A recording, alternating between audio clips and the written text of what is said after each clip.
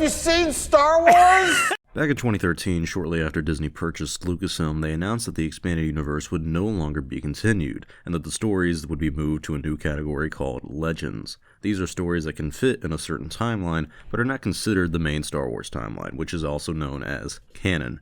And in layman's terms, this is basically what really happened. That's the translation of canon for most people, is what actually happened in the timeline to what didn't. So, in a recent interview with Murphy's Multiverse, one of the executives for Lucasfilm, he's the vice president for franchise story, his name is James Wow, I'm sorry if I'm getting his last name wrong, he talked about the company committing to more non-canon stories, and here's exactly what he said.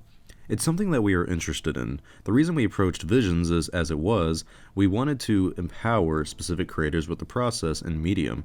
So much of the stuff you see in Visions, the specificity of anime as a medium, justifies a lot of the storytelling. So do I think we could do more non-timeline storytelling? I think under the Visions framework, absolutely.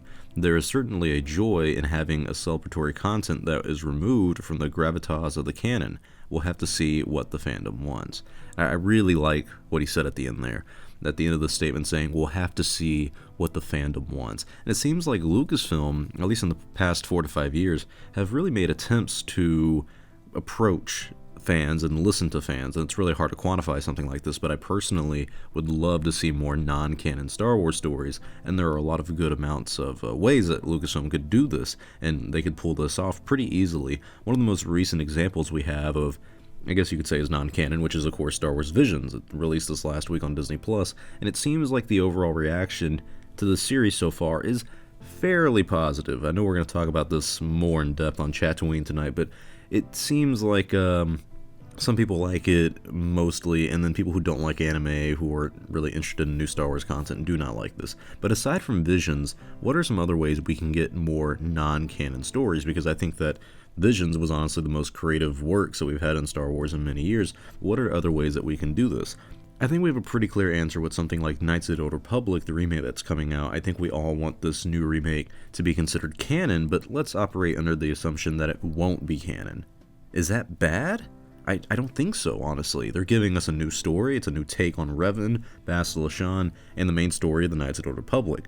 Now, let's say this remake isn't canon and we all hate it. Like, it is just absolutely awful.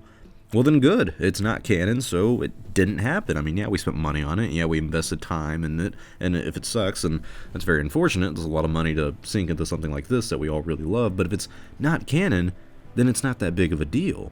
Let's say it is canon. Well, now we're stuck with this story in a canon game and a canon story that a lot of us aren't going to like, that will have implications for the rest of the storytelling in the Star Wars timeline.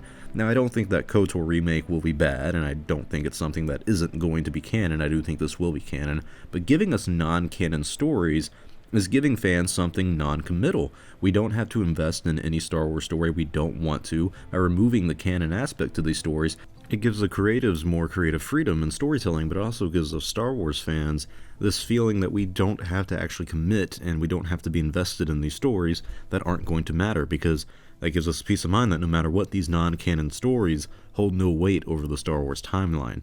But I think a great way to continue non-canon Star Wars content is by finishing the stories that never had any closure. Can I recommend maybe making a Force Unleashed 3 game? The first one was great, and the sequel was cool but not as great, and ended on a big cliffhanger to make us fans wonder what would happen to a Force Unleashed 3. And that was in the plans, that was in the works, but Lucasfilm didn't go through with it. At least LucasArts didn't, because of the rough time that they had.